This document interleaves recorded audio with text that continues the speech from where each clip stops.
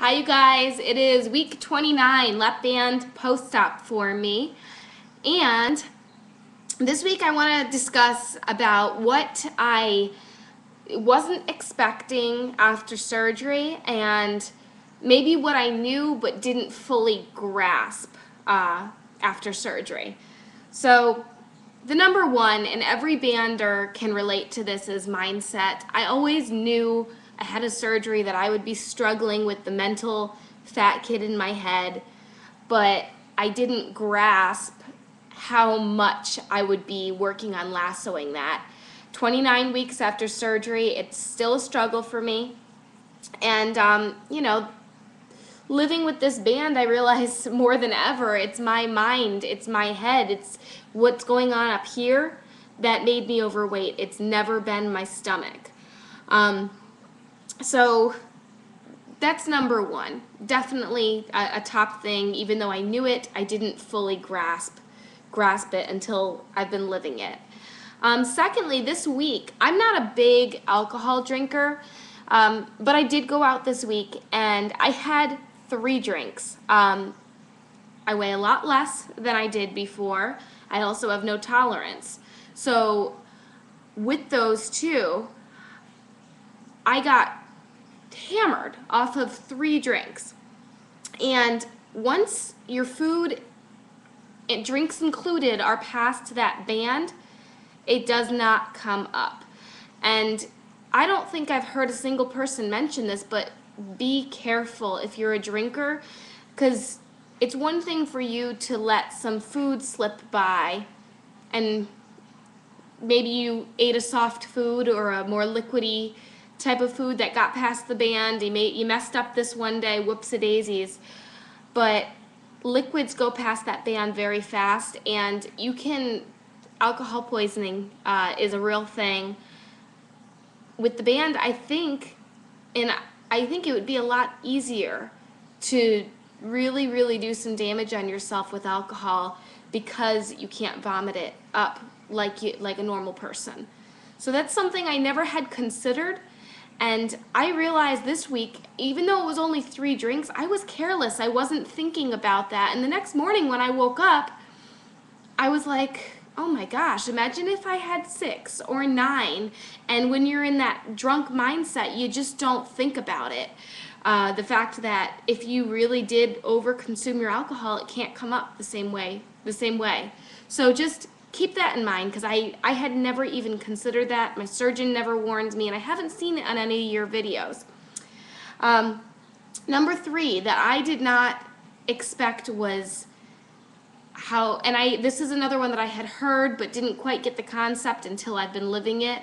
I knew people talked about a moody band, a finicky band, and I didn't realize how finicky.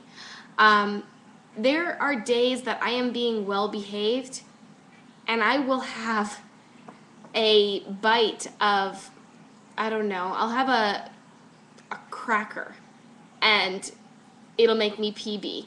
A PB, again, you guys, is when your food gets kind of stuck and you're kind of burping. It's called productive burping, and then it ends up coming up and you spittle out this little bit of slime or saliva or whatever you call that. So there'll be days that I really won't do anything to deserve it, that I'm not misbehaving, and the band will punish you for doing something that when you're not doing so bad. Which brings me to another thing, which is public humiliation. I know that most of these I had a general idea about, but it just helps to review, I guess, for anybody who's new or considering it. I didn't do anything too bad, and this was about a week and a half, 2 weeks ago. I ate just a little bit, and my band was being finicky that day. I had a massage appointment scheduled. You guys, the worst. I laid down on the massage table, and when you're PBing, you're spitting a lot because you can't swallow your own saliva. I had to get the massage therapist to get me a garbage pail, and I was sitting there spitting in it. It was so uncomfortable and so awkward. And eventually I just told her that I can't do the massage. But it happened to me then, and it's happened to me once in a public restaurant as well. So you have to be super, super aware of your foods you're eating, especially if you're going to be doing anything like, and for the massage I was laying down, so because my stomach was sideways, it was hitting the back of my esophagus more, which was making the symptoms worse. Public settings, you always have to be really, really mindful. Soup is always good. Sushi, soft foods, because you don't want that to happen in public. This one I did not know. I think I'm on number 6. Fullness after the band surgery. I personally can say that I have never felt the same type of fullness that I experienced before the band surgery.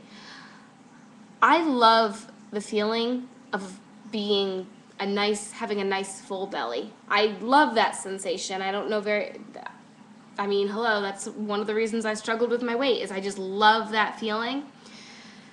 And following the band rules, it's not that same full belly experience, and I felt it, but I've only felt it when I've pushed past the band rules and food has filled my lower stomach, not my little stomach, that I've felt that fullness. And every time I've felt that fullness, it's been me misbehaving and not doing what I'm supposed to with the band.